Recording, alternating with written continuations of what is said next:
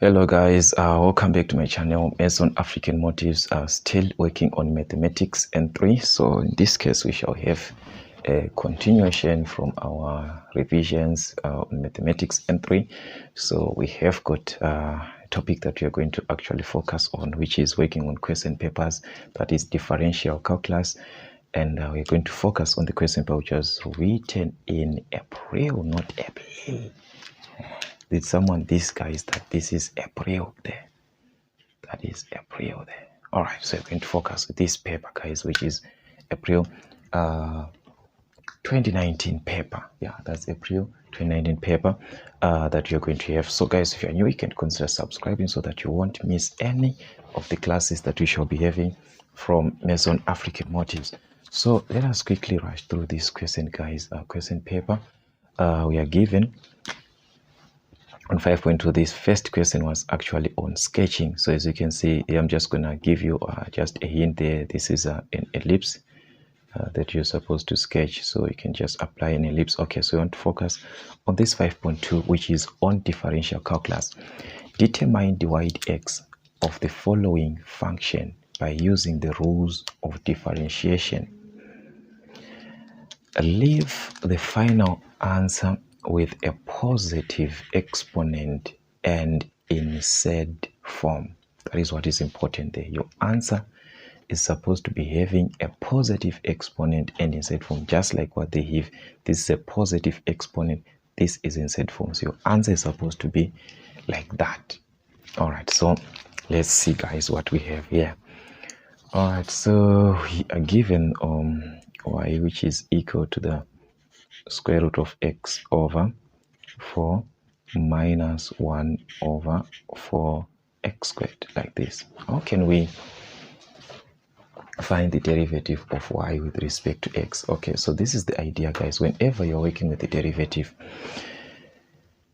try by all means to write your expression or the term that you want to have. In this case, we are working with an expression, to write it in terms of x. All right, just in terms of exponents, because in order for you to have your final positive exponent, at least rewrite in a way that you want to apply, then your final answer is the one that you're going to change. Okay, so this is square root of x. From our laws of exponents, we know that it's exponent of a half. So it's x to the exponent of a half, which is over 4. Minus, okay, if you are to cross check, we are focusing with x in this case, and this x is in the denominator with a positive exponent, but it's in the denominator there, so we can write this on top with a negative exponent like this. So this is going to be 1 over 4 x to the exponent of negative. Take note, what we do not want here is x, not 4. 4 is fine like that, just leave it like that. You have to get rid of x.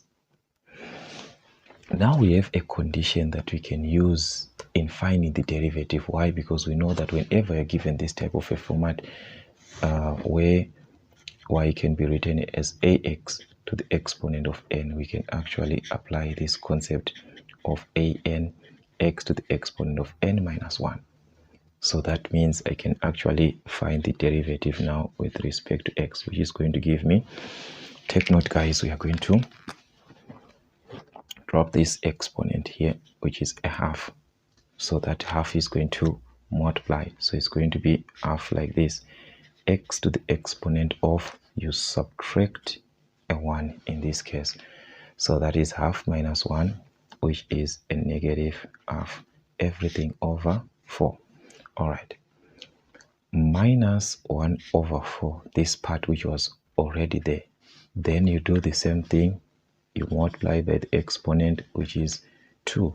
So it's going to be negative 2. You drop the exponent of negative 2. X to the exponent of, we subtract a 1 in this case. So it's minus 2 minus 1, which is minus 3. All right. What am I going to do at this stage? We are now having something complicated, but not that complicated, because we can simplify this, guys. Divide x, we can simplify these two, combine a half here like this. divide it to 4. So it's like this, half divided by a 4. This is what you're going to obtain, which is 1 over 8. So it's going to be x to the exponent of 1 over 2, everything over 8, because you're going to be left with 1 over 8 x to the exponent of a negative a half, which is same as writing it like that. All right. Minus and minus, that's a plus. So this one is going to be a plus. Or even just use a calculator, multiply minus 1 over 4 times minus 2. So from a calculator, you are going to obtain 1 over 2 with x to the exponent of minus 3. All right. Another interesting stage that we have here. What interesting here? Yes, we have differentiated, or we have found the first derivative of y with respect to x in this case, but there is something that is still not okay here. Which is that part? The idea of having a negative exponent, because we are told that our answer should be left with only positive, and the numbers that can be expressed in Z form should be expressed in Z form. So positive exponents and in Z form. All right. So which means we are going to get rid of negative. Remember what we did? It was a positive before, like this one, and when we wrote it, it was a negative. So to remove a negative is simply 1 over that number. Like this, guys. X to the exponent of minus n gives us 1 over x to the exponent of n. That is the concept. All right. So that means we are going to have this as 1 over, because it has a negative. Okay. So our divide x is going to be 1 over, already there is an 8 which is there. So it's going to be 1 over 8 like this, over x to the exponent of a half, because we wanted to remove this. So it's going to be x to the exponent of a half like this. All right. Plus 1 over 2. You remove this negative 1 over 3, just like what we did, 1 over x to the exponent of 3. But there's already a 2 which is in the denominator there. So it's going to be plus 1 over 2x to the exponent of 3. Just removing this down is going to be positive 3, just like that. But still, this one is a positive exponent, yes, but it's a fraction. So it's the one that I can put in Z form. Why? Because we know that from our sets, guys, to the exponent of a half means the square root of. So this one is going to be the square root of x plus 1 over 2x to the exponent of 3. There's nothing I can do on this part. I can just leave it like that. Now we have a square root, we've got positive exponents. That is the case. So you have to be very, very careful, guys, when answering these typical questions. Okay, so let's see. Another question that we had in this case was on 5.3, which is a continuation of from the same question paper. Fig C, this is our fig C here that we are given here. We are given that fig C shows the graph of f of x is equal to this part, and A and B is the point 0 as the turning point. So this is a turning point, this is a turning point also, but take note, B, it's a turning point and it's also a solution to the function, which means there are two values of x here. Whenever you see that happening, there are two possible values of x. Okay, this is not what we need. The question is prove that. You're supposed to have it like prove, not prove like this. Prove that the values of b is -6 and c is 9. This is what you want to prove. All right, what can we do, guys? We are given our f of x here. Let me write it down. Okay, we are given that our f of x is equivalent to x cubed plus bx squared plus cx. This is what we are given here. And we know that our f of x in original sense is supposed to be written like it's supposed to be ax squared plus bx plus x plus d. But here we do not have a, which means definitely our a is going to be taken as a 1 already. They calculated the value because they didn't write it as ax squared. It's x cubed there, ax cubed. So it's x cubed, which means the number that is affecting. So already the value of a is a 1. So that one we do not worry about it. All right.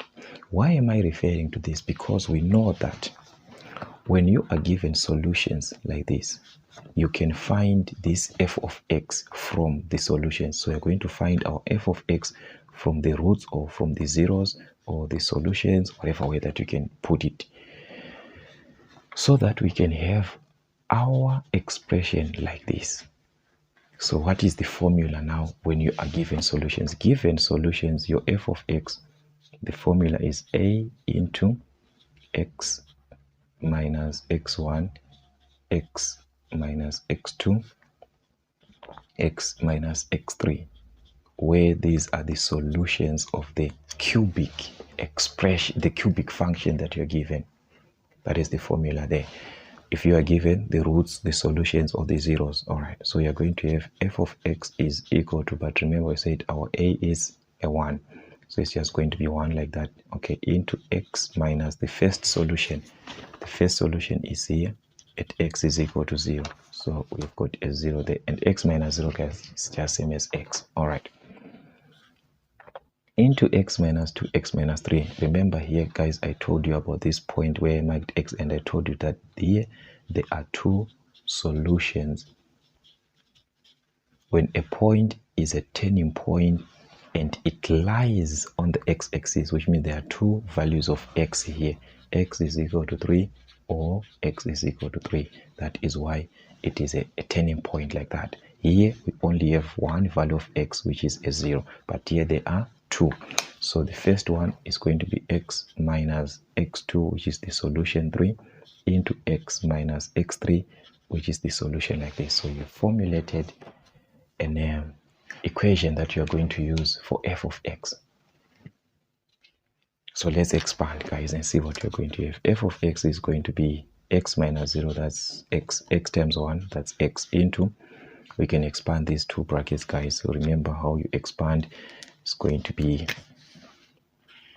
x and x here, which is actually going to give us x squared. So you're going to have x squared. Then we have got x and minus 3x here, which is minus 3x. Then we are done with x. We move on to minus 3 and x, which is minus 3x, minus 3 and minus 3, which is going to be plus 9. You are multiplying, then you close the bracket. All right, so let's simplify further. X times x squared, that's x cubed, x times, okay, we rushed here. Let's say it is fine. This one and this one is minus 3x squared, x and minus 3, minus 3x squared plus 9. You could have just combined first, then you multiply. So it's x times 9, which is 9x. So you've multiplied everything by x. Still, you can collect your like terms at this stage. F of x is x cubed minus 3 minus 3, which is minus 6x squared plus 9x. All right, this is your f of x. This is also your f of x. So looking at these two here that we are given, this f of x here and this f of x here, we can write this as our first f of x was x squared, x cubed in fact, plus bx squared plus cx. Now we have another f of x, which is x cubed minus 6x squared plus 9x like this. Can we tell something from this? Yes, we can tell something. As you can see, these are identical. This is the same, this is the same, this is the same.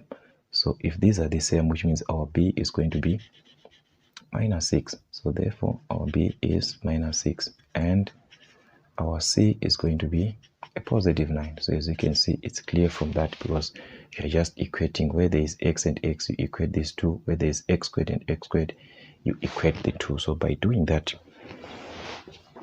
you are finding the values of what? Of b and c, which are the ones that here they wanted you to prove whatever that you're given. So because they gave us the answers, that is why they just gave 2 marks, but it was not worth 2 marks, this one. Okay, anyways, determine the coordinates of the maximum turning point A. Okay, this is your A here, which is a turning point, and also we have this one, which is a minimum turning point. So how do you calculate the coordinates of the turning points? Okay, let's just substitute our B and C into our f of x first. Okay, so that we can at least maybe have something there. All right, our f of x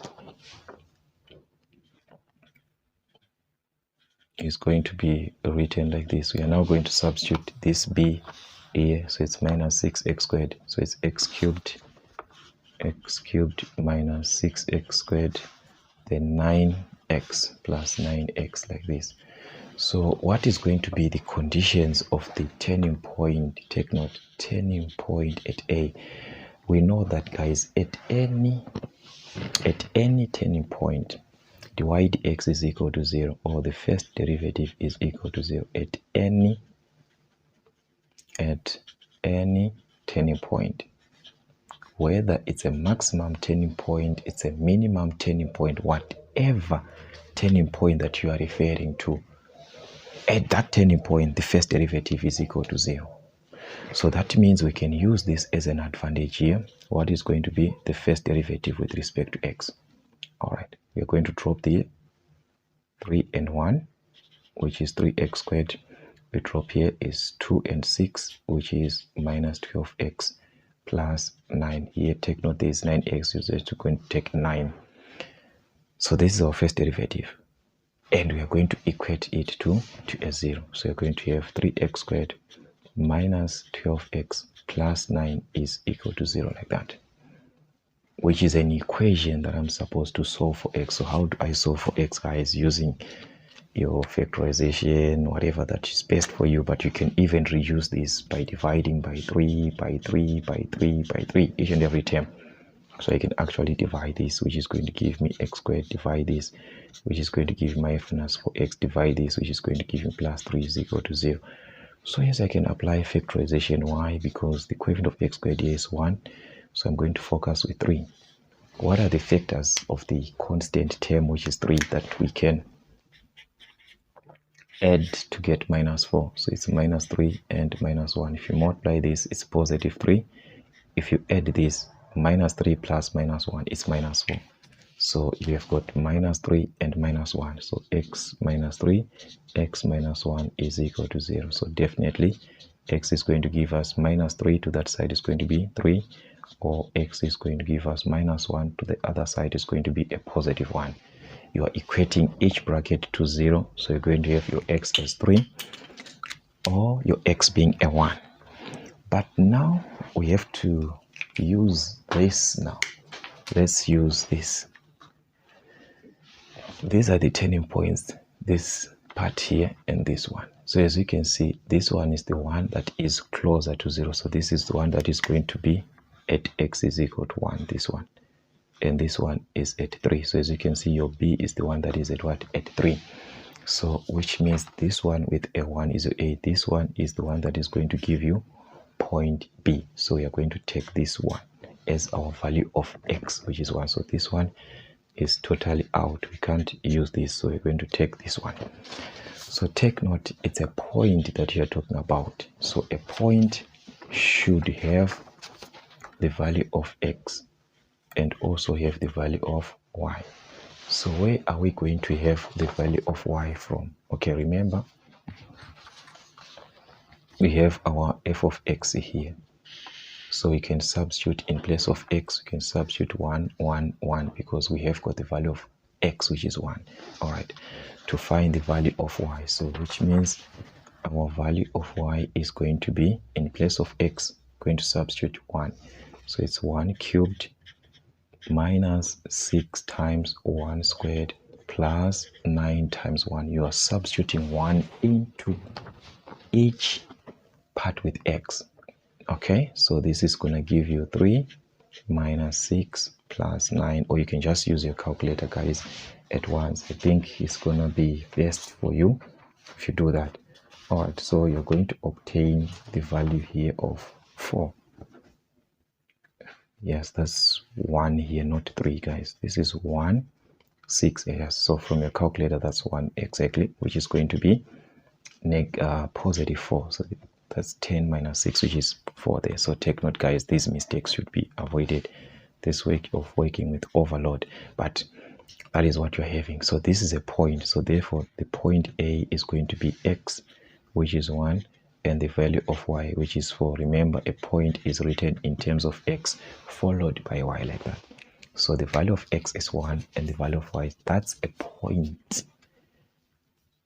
A point is different from just writing anything. A point is supposed to be having x and y, like that. That's what you're referring to as a point. It must have the value of x with the corresponding value of y, which is different from the x coordinate. X coordinate is just finding the value of x. This is not what we need. We want to find a point, not the x coordinate. Okay, guys, so as you can see, that's how they can actually ask these questions. So that's it, guys, for Maths on African Motives, working on question papers and revisions for mathematics, and we till we meet again.